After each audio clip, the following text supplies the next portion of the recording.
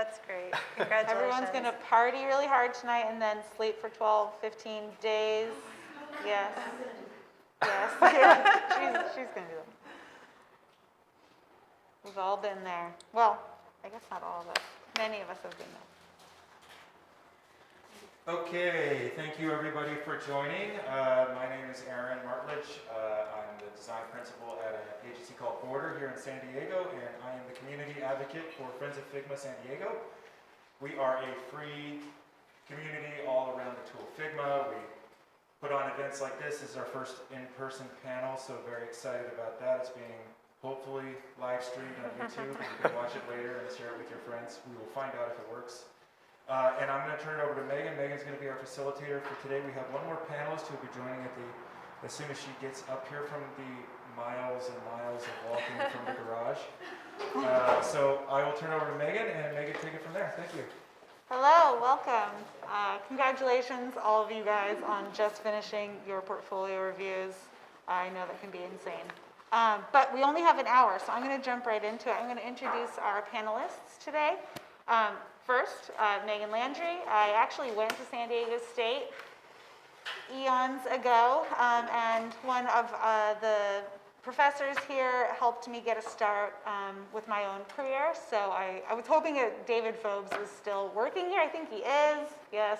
No, Maybe he retired. So either way, he's not here. He was responsible, so it can kind of come from anywhere. And then after that, I worked at HP, and now I'm at Experian. You're doing UI, UX design.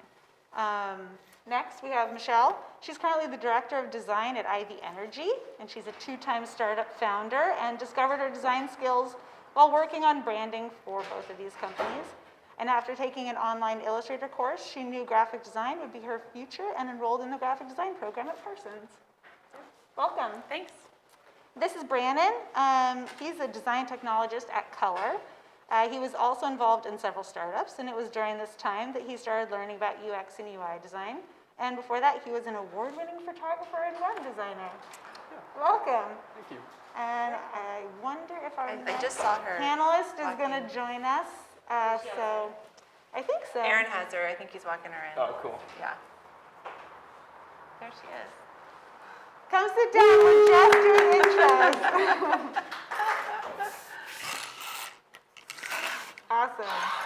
Well, joining us is Kristin Mccloud, and she's currently a product designer at Viasat up in Carlsbad.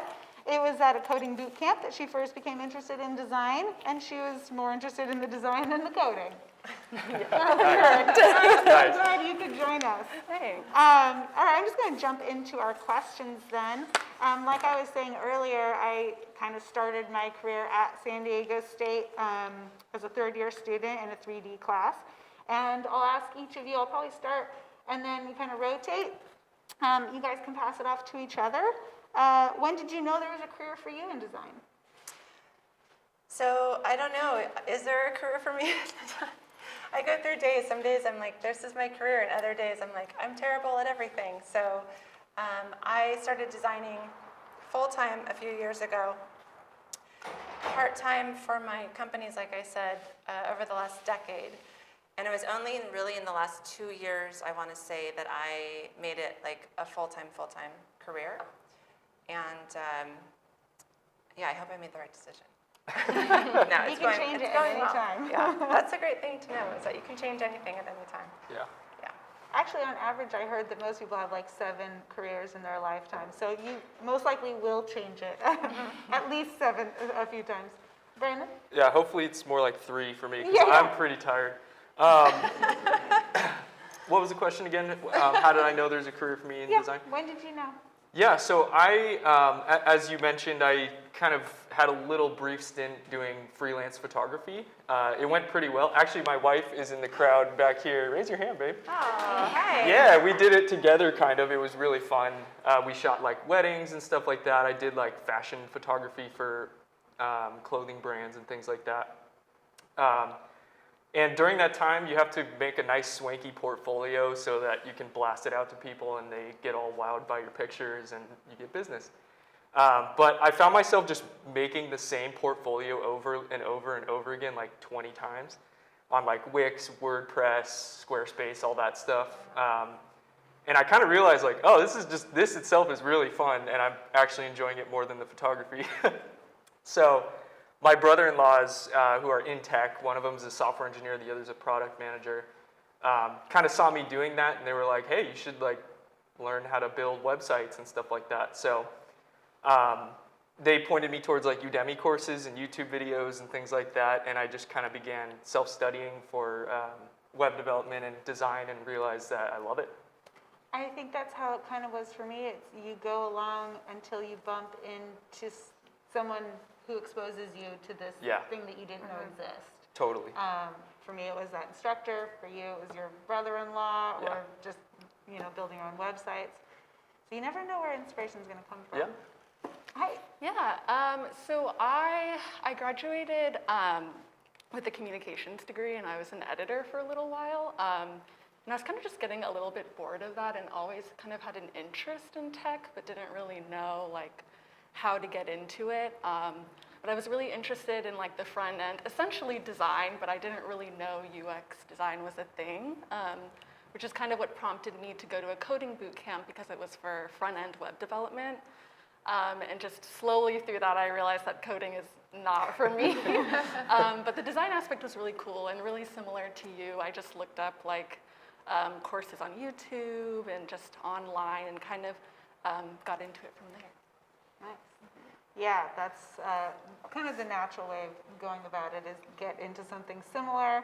Again, that's how I did it. I think that's how you did it. We all kind of follow our path.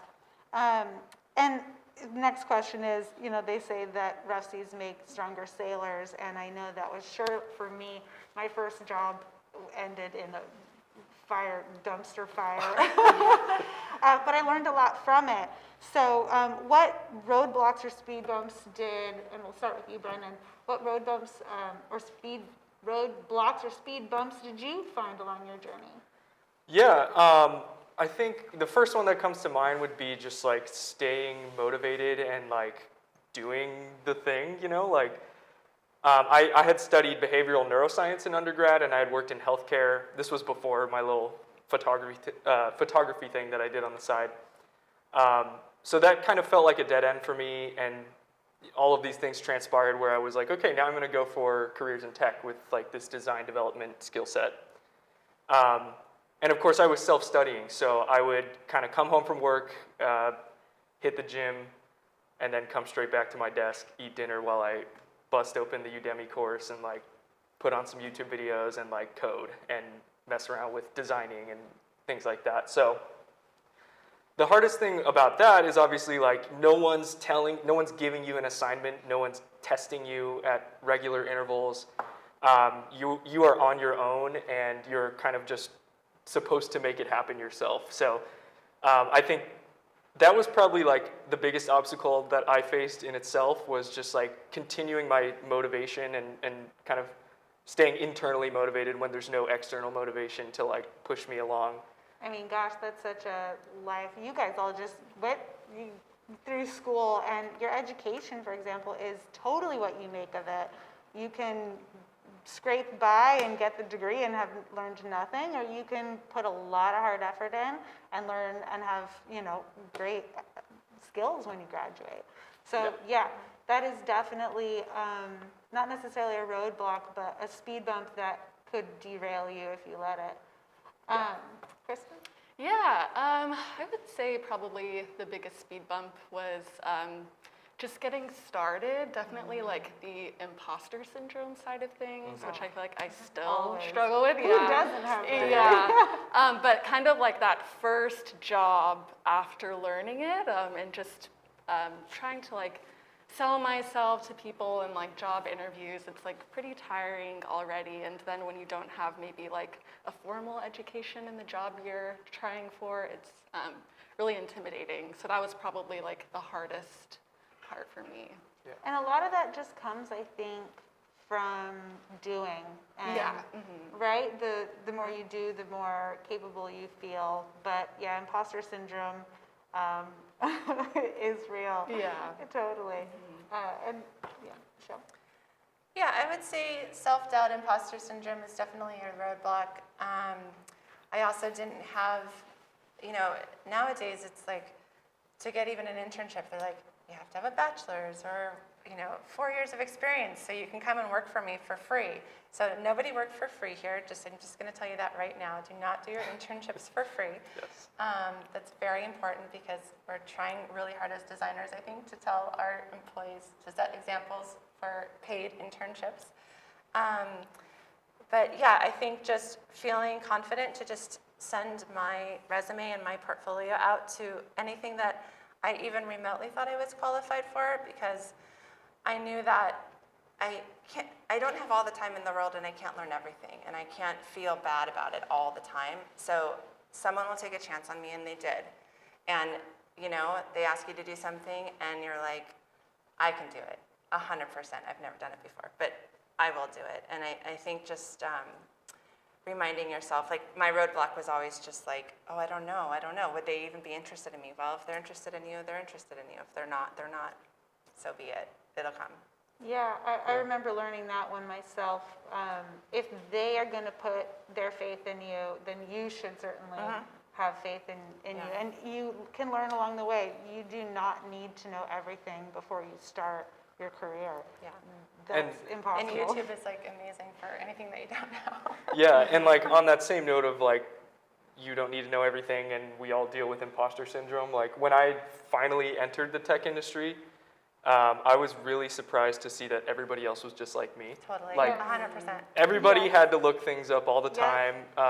Nobody knew everything. Even the smartest people at the company didn't know certain things, and actually ended up looking to me sometimes for expertise in certain things. So yeah, it's easy to get super intimidated from the outside looking into the tech industry, but I think once you guys get there, you'll be far more comfortable than you think. Yeah. I echo that 100%. Yeah. Yeah. On that note, the next question is, what inspires you? And I think that this can, go from paintings or people or, motivation. So we can start with you, Kristen. What inspires you? Yeah, a few things. I would definitely say people, like coworkers that know a lot more than me, or are like really good at something that I want to be really good at, like going to those people and asking them questions and seeing like the kind of stuff that they like to work on is always really inspiring. And it's helpful to be able to kind of like talk to someone. And also a lot of people, just like random designers on Instagram and TikTok, like there's a ton of accounts out there that are dedicated to design, and it's nice to hear like just a real person like talk about their experiences and see their work. And it doesn't have to be related to the design I do. Like I'll follow people that do like 3D art and motion and all of that stuff. So probably just like different kinds of designers. Nice. Yeah. Social media does have its place. Stop following the influencers and start following, MoMA and designers and ceramicists and, painters and all the artistic people. Michelle, we go next to you. Well, I am inspired by people on Instagram and other designers, but that's where I kind of go, oh my God, like their skill is so incredible. Yeah, And, I also get like overwhelmed sometimes, but at the same time, I'm really inspired by music. I'm really inspired by like people that I talk to just out and about. I mean, we all just met here, and I've already been so inspired by like the 3 people that I'm sitting next to. I personally get a lot of inspiration out of like random architecture and like old thrifty things and things around my neighborhood. But yeah, I try to draw my design inspiration from non-designer things right now. When I first started, I was really trying to like find everything I could. I think I was telling Aaron on our little like pre-chat though, I'm actually really inspired by Seth Rogen lately. Because, I know it's like so weird, but, No. okay, so first of all, he's Yeah. like hyper productive, and I don't know Yes. how he does that, because I know he smokes pot all day long, but he's like, That's happy. That's yeah, so he's creative. like hyper productive. He literally became like a ceramicist Yep. while he was like in COVID, and now he's like selling his own pottery. He created a really incredibly branded like house plant, which is like a great branded line of weed, and you know, and I don't even smoke weed, and I'm just like, Yeah. wow, like this guy's like on it. Plus, he got really like, he just like pulled himself together and looks real sharp. I don't know. I was like super inspired by this. There's actually an Architectural Digest video out like yesterday that has like goes through his office, and I would watch it because there's so much great design in that just office in Silver Lake. Great like old 70s pieces and just like really interesting textures. So.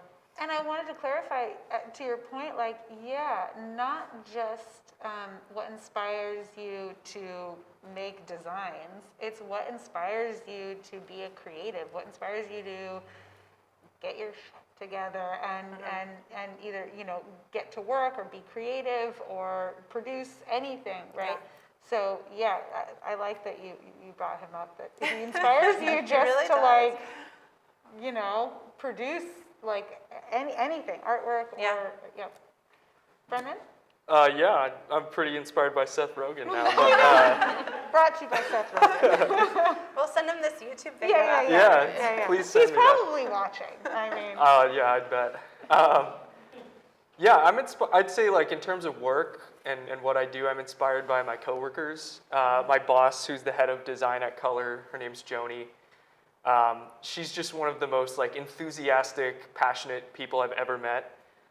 She has a serious gift for like just getting everybody stoked about everything. So it's really fun to work under her. It's inspirational.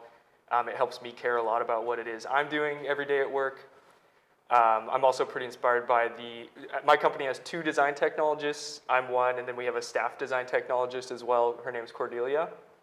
And she's just kind of brilliant, like about accessibility and building reusable components in design systems and things like that. So she just inspires me because she's so smart and so good at what she does, and I see that, and I'd love to emulate it and learn from her.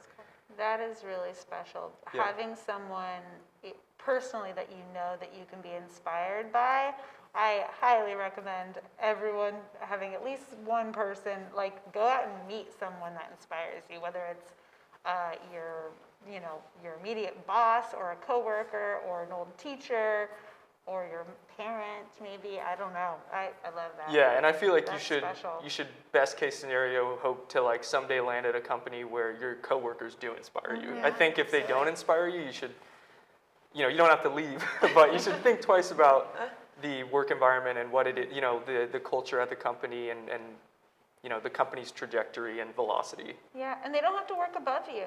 Yeah. These can be people that are, I've been inspired at companies where it was someone that was a visual designer and I'm a UI designer, and I was really inspired by some of the things they were turning out. So Totally. it can come from anywhere. And our next question is actually interesting because it's how is your current job different from what you studied in school? I personally started here in art and then went to graphic design and industrial design and then landed in UI design. So I've had quite the journey myself. I want to hear about you guys, though. We can start back with you, Michelle. So I went to school for marketing and photography years and years ago. From there, I went into fashion, in the business of fashion, for almost a decade. And then I went to culinary school, and I became a chef, and then I opened a business, a food business. And then... What did we say? 7 careers, you guys. I think I'm getting there. And it goes on, but then I went into graphic design and UI design. All of those businesses had a design element, and that's kind of when I realized that you can take all of the bits and pieces of your life and like kind of craft your own narrative and craft your career that way. And that's really kind of how I got to where I am now. Right, and you had said that starting up those two businesses, you had to do your own branding. Yep. You had to, publish your own websites. And within that process of exploring, you found this thread that kind That's right. of wove through. That's really cool. Yeah, that's absolutely right. Branon, what about you?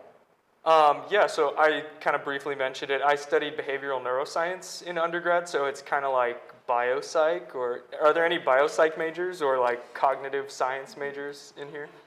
No? Okay, wrong crowd.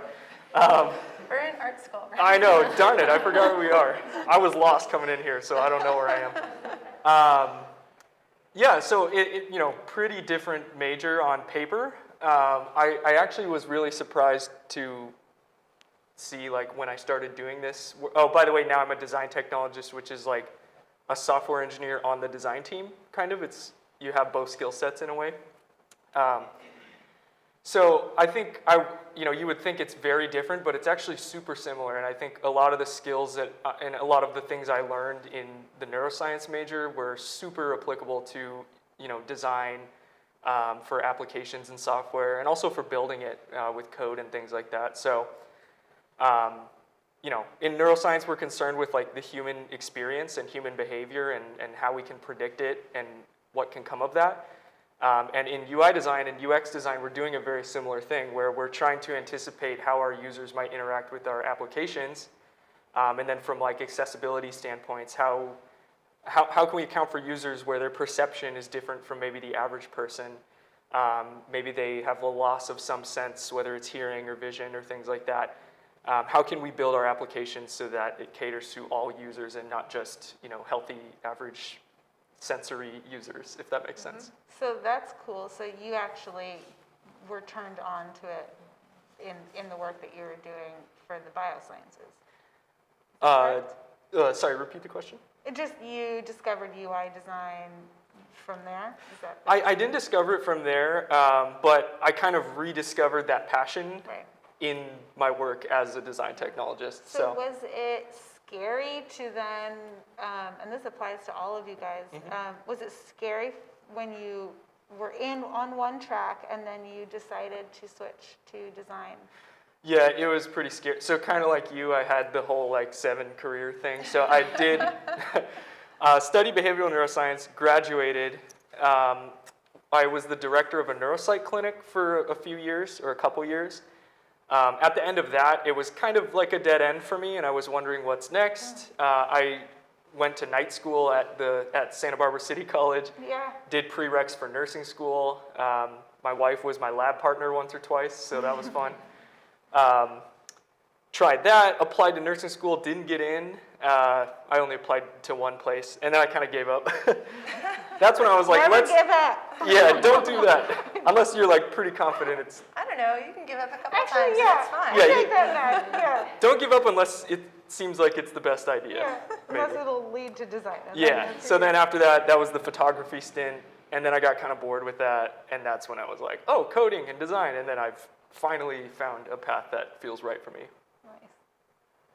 Kristen? Cool. So like I mentioned, I majored in communications. After college, I was an editor for a little while.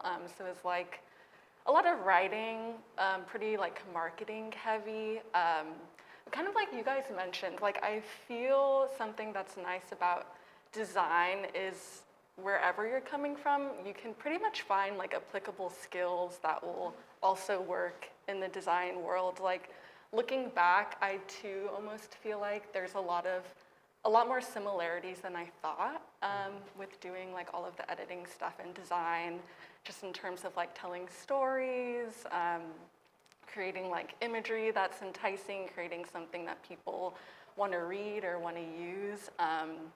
So yeah, surprisingly pretty similar in a way.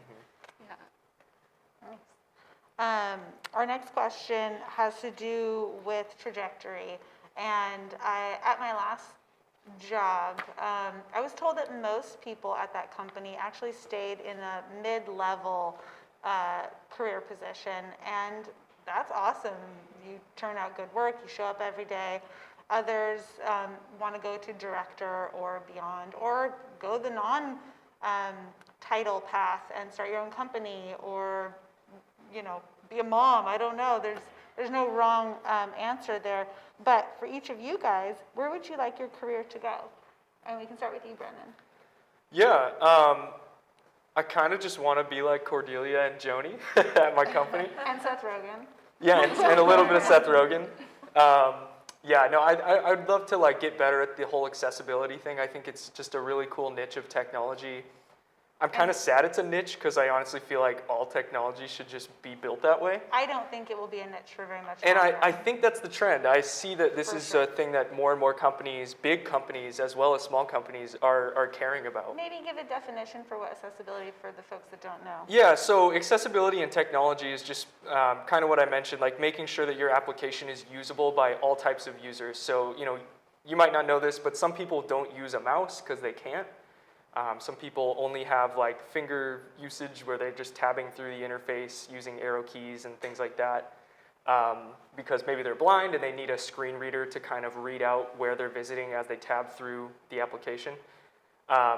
Contrast on the Yeah, screen. color contrast and all of that stuff. Like there's a whole list of standards actually for the web called the Web Content Accessibility Guidelines. They call it WCAG for short. And baking those WCAG standards into your application, both on the engineering and design side and even the product management side, that's kind of accessibility. So just making sure you build applications that everyone can use. Yeah. And surprisingly, up until very recently, like no one's really cared. There's been lawsuits and things like that for different companies. Was it Domino's or Pizza Hut or something? Oh, I don't know.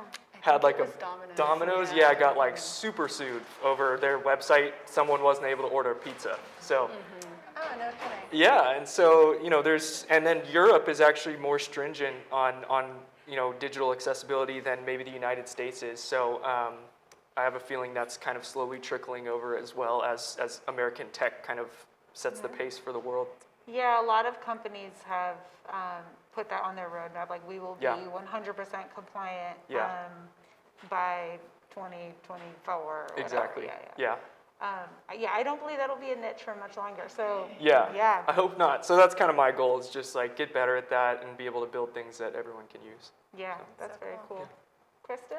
Yeah, I think I'd like to get better, like, at a specific, like, skill or component of design. So right now I feel like I have a really broad career where I'm just, like, working on, research and wireframing and kind of, like, everything along the design path. But I'd like to really focus on, like, motion and prototyping. That's something that really interests me.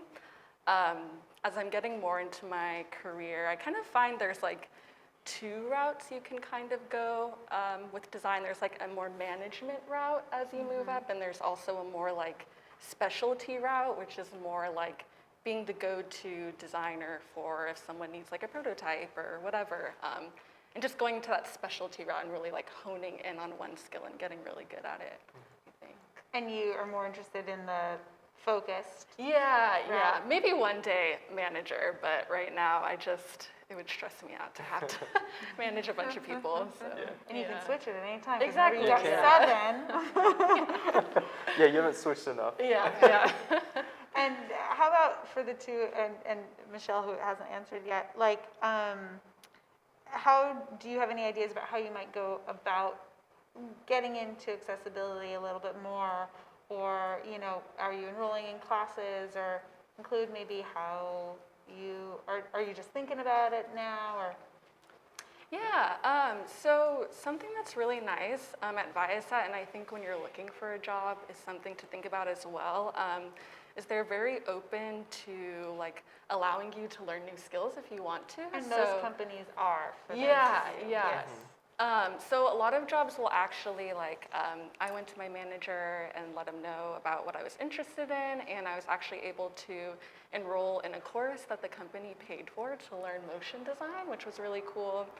And again, just having like a good manager or team that you can talk to, I think something that shows that it's a really good design environment to work in is them being open to you wanting to learn new things. I think that, everyone wants passionate workers on their team. So if you're showing interest in something, I'd say like 9 times out of 10, they're gonna really support you in learning that.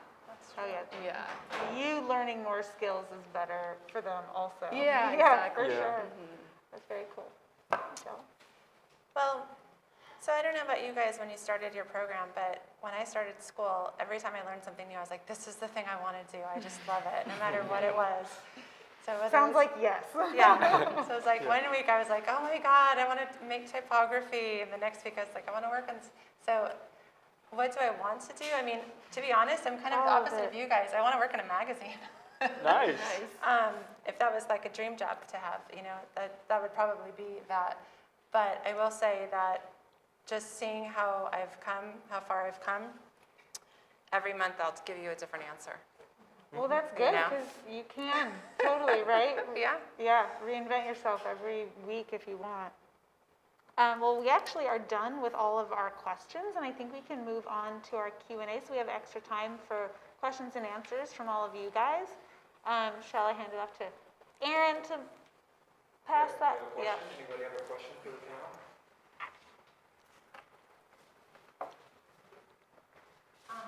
How do you manage as designers to have a work-life balance that's healthy enough for you to grow, but not so that you have your entire life consumed by design?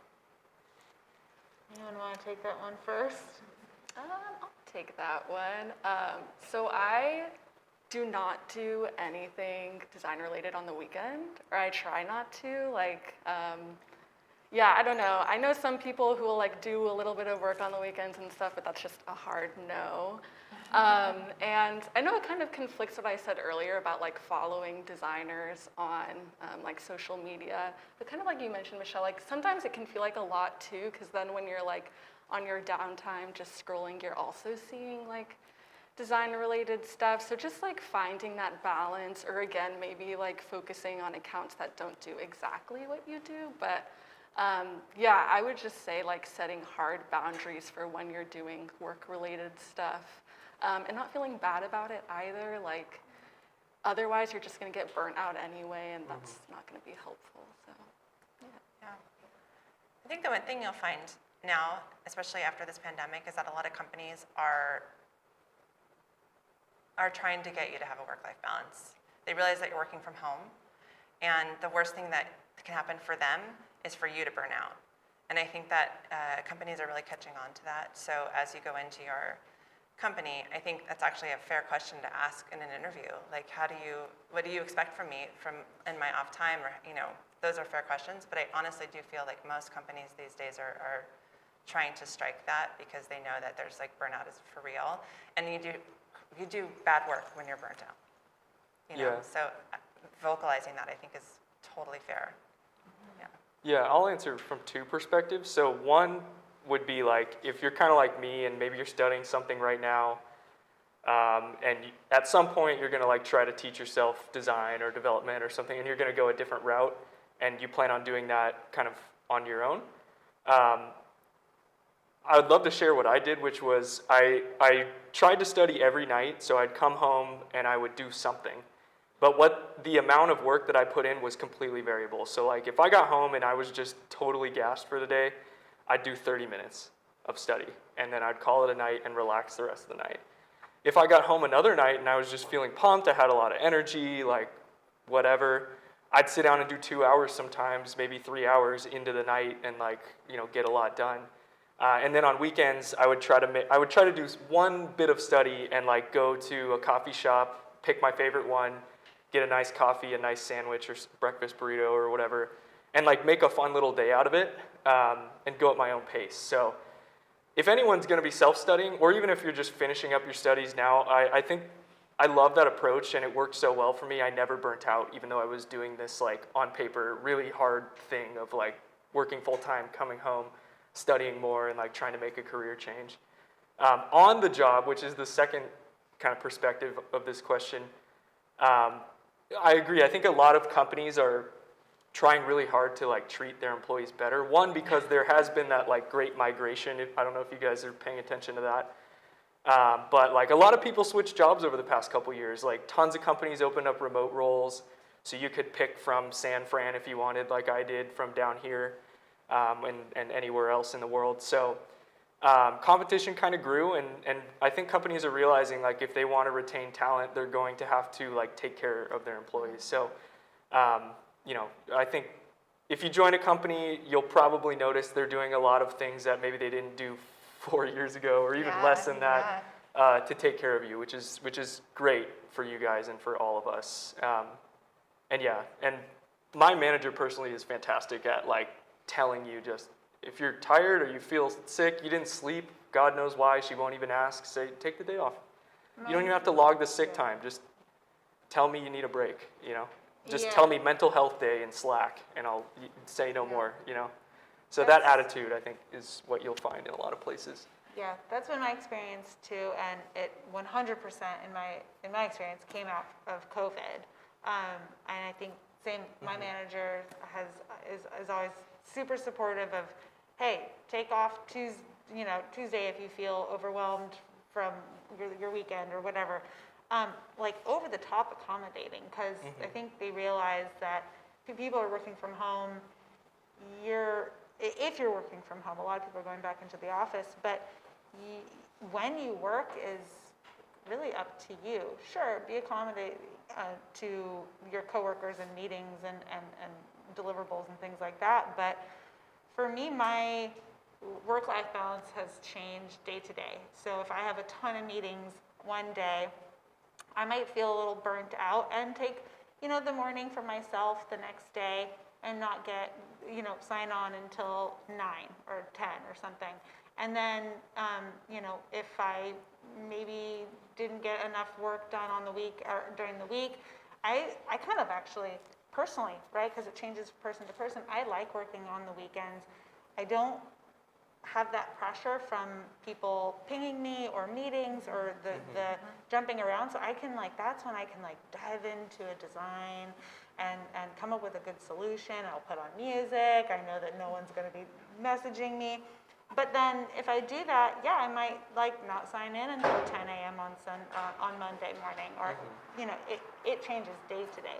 And you really just have to listen to that internal compass of am I feeling burnt out? No, I'm good. I can do more now than, in a week or whatever. Yeah, and these types of things are great things to look for when you are interviewing at companies.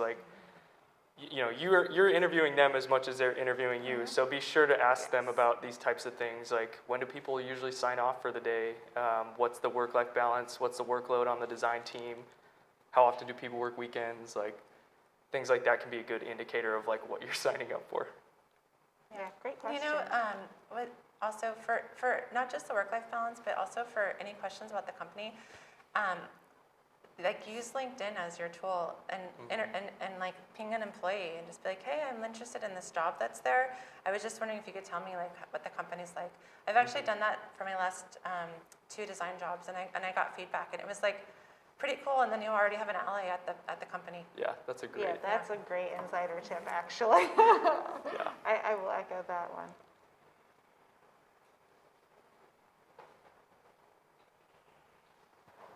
Hi, so without disclosing any confidential information, what are you most excited about at work these days? Any projects or any processes that you're excited about? Yeah. Yeah, go for it. Oh gosh. Well, to be honest, it's really silly, but my company's doing one of those conference exhibition things, and I have to design a booth, which I've never done before, and it sounds like a really silly thing, but I've literally never designed a booth. So that's a really strange and interesting skill to learn. So that's been actually a lot of fun. It's a very tactile thing, and something that's been out of my wheelhouse. So yeah.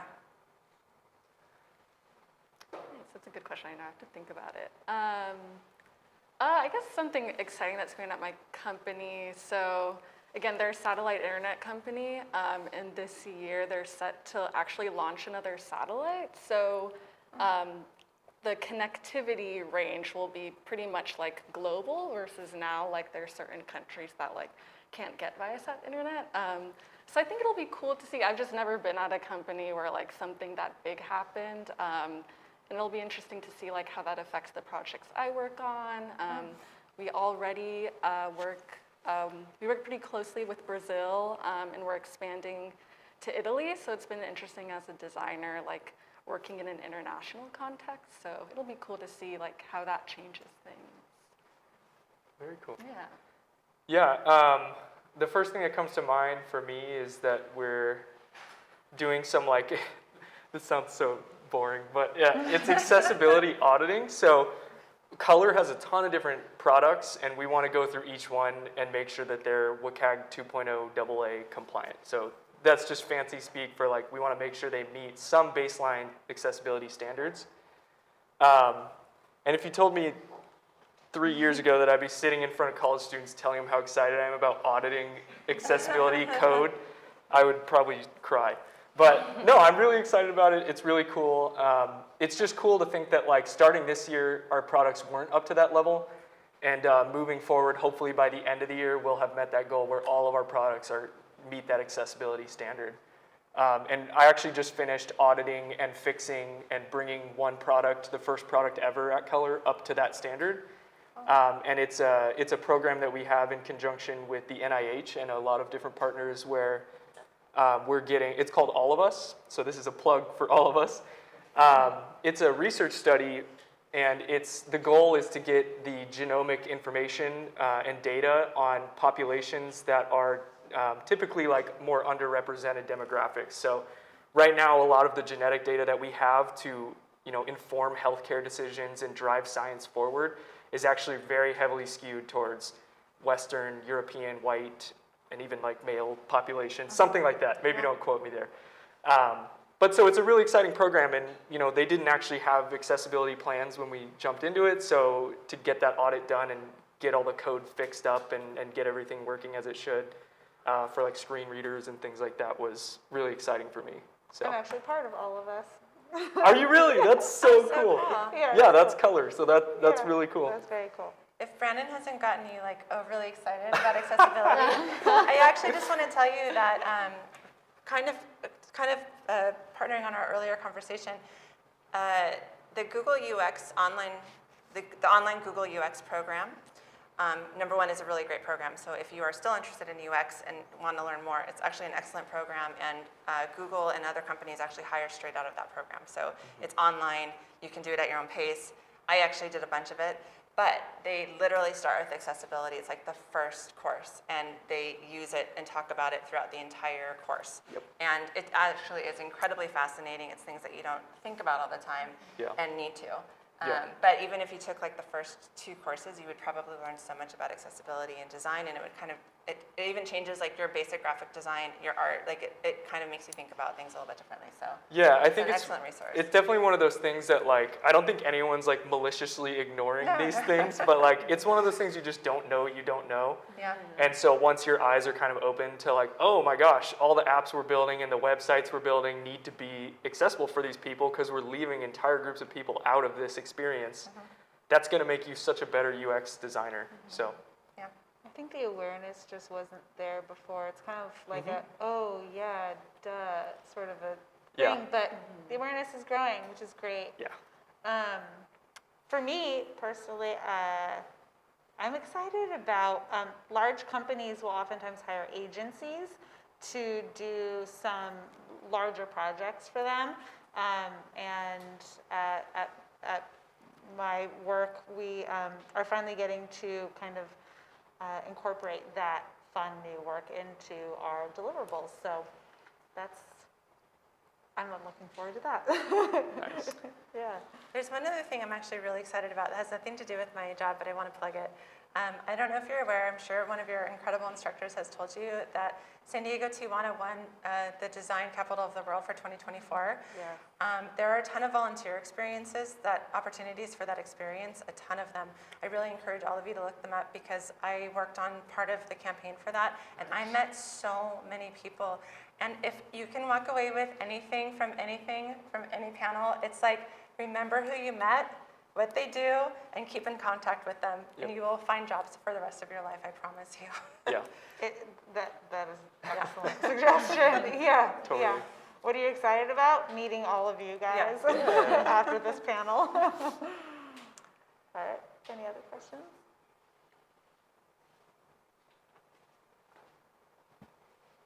write a job posting for your current position or past position, what would you say, like technical or like interpersonal skills, what would you say is important for the person applying for that job, if that makes sense? Yeah, that's a really good question. Go ahead, Branon. I feel like you're going to have this one. Oh, man, I don't know. Well, so, I mean, my role's a little different probably than like just a UX designer. So, in fact, I think these two might have better insights for most of you guys. But for mine, it would definitely have to be like knowledge of code. So, different web technologies, mainly in the front end of the web. So, like React and JavaScript and TypeScript. Of course, CSS and things like that, so you can write styles. We use Material UI, which is a Google framework for like building little components of the UI. Material UI is a great thing to learn, and in fact, designers use it as well. It's something you can pull in and use kind of in design and code and everywhere. So those are really important skills on like the coding side. The other side would obviously be like using Figma, being really good at just the basics of Figma. I think, I don't know if you guys have you've probably messed with Figma by now, but it's such a great tool. It's so easy to learn, and you know, it's easy to get like up to speed with the fundamental skills for that. So, and then working on accessibility is obviously something that my position should know something about, and then also experience with design systems. So, does anyone know what design systems are? Okay, we've actually got a couple. So most of you don't know what design systems are, is that right? Design systems are like so you could build a website with your menu, all your stuff. You could do it all in one go, in one page, or you could break that up into little bits and pieces. Here's your buttons, here's your menus, here's all the different variations of those components. And your designers and your engineers can pull those things in to very quickly create mock-ups and things like that. So that's something that's very popular amongst bigger tech companies, is to have a design system that can kind of provide the Legos, if you will, for all the product teams to pull from the same bin and build stuff. And so that's a really good skill to have as a designer. There's a lot of work that goes into design systems, so it's a big lift, and sometimes you might have to work on things like that. But yeah, I'll turn it over to you guys. For my job, Figma is a must. And I would say for most of the design industry, that's a must. I would definitely get in there and really learn Figma. My very good friend is a creative director at a very, very large agency here in San Diego. And he told me, he's like, we just use Figma now. So even Illustrator, they like barely touch it. Yep. So in terms of technical skills, Figma, motion graphics I don't do a ton of, but it's something to kind of like peek my toe into. I'm trying to think. I don't even know. I mean, a little bit of everything. Yeah. But for the actual job description, it would literally be like web design, Figma, grid systems, icon building. Yeah. The little tech fun things. Yeah, I would say the same, Figma as well. Yeah, so definitely, Figma's a big one. It is. I mean, no coincidence. And as someone who, like, we migrated from Sketch to Figma, and it's just like so much easier to use, in my opinion. So I would say that, just like the fundamentals of design, which I'm sure you guys have been learning with like spacing and color and all of that. I would say interpersonal side, probably like presenting your ideas. I think when I first started out, I really underestimated like how much you would be talking about the why behind your designs. I think that's super important because you'll pretty much have to do that with everything that you work on. I think it's really rare that you'll have just like a blue sky, no constraints, nothing to kind of account for when you're designing something. So definitely working on like presentation or like storytelling skills too. That's a really great answer. Yeah. That's a really great answer. I would say the technical side of it is, learn the programs and, know Excel if you want to use it, know Figma. I mean, that all aside, as far as the interpersonal stuff goes, be yourself. It's actually harder to do that than it sounds, because you'll want to be the person that jumps on every project, or is maybe, you know, if you're an introvert, that might be harder. If you're an extrovert, you want to like bring people together. There are all kinds of personalities, and you know, you will find a team where everyone is balanced and it will fit perfectly. And if you force a different personality or whatever, it's not going to be the right team for you. So be yourself. And then I would also say learn how to advocate for yourself. That's not really a skill that, you know, a job description would ever list out, but it's a skill that I think is really important to learn. Learn how to, you know, advocate for yourself. Talk about your own designs, like she mentioned, but then also make sure that you're the one, you know, presenting your own ideas, and then also advocate for those around you. So if you worked on a project, it shows kindly on you to say, you know, credit where credit's due. I worked on this with Michelle, and she did this part, and let her talk about that. You know, these are skills that you'll learn as you go along. No one expects anyone to, you know this on day one, but those were some of the things that I really picked up that I thought were really helpful. And can I add something to that? For sure. I would say too, don't be afraid to own things when you start working somewhere. Like at Color, it's really, you know, it's a big company, but it's still technically a startup in some ways. And you know, there's always something that needs to be done, and there's never enough people to do it. So we're pretty big at our company on like, don't be afraid to take that thing and run with it. And like, if you have an idea on how to fix it, just do it. Like, you know, maybe some companies you might want to ask someone first before, especially if you're going to like. Ask your manager. Yeah, definitely have that open communication, but don't be afraid to like, if you see an opportunity, don't be afraid to take it, own it, and like create something, because you might just find that every time you do that, your managers are like, oh, that's so cool that you just took that and did it, you know. So that's been something that I've seen too. I would echo that one also. Well, it is exactly 5 o'clock. One more question, anybody? Any questions? No? Okay.